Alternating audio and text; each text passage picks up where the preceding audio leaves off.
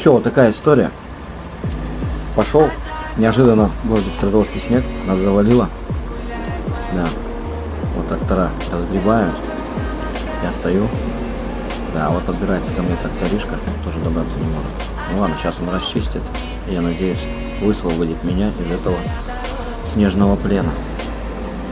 Да. Все стоят. Вот, все. Вон дорожная техника пытается пробоваться. Ага. Вот меня вытащили. Ну сейчас дотянет меня вот до кольца направо, и я лягу спать.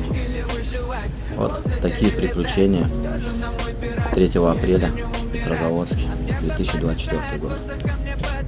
Ладно, всем удачи и взаимовыручки, друзья.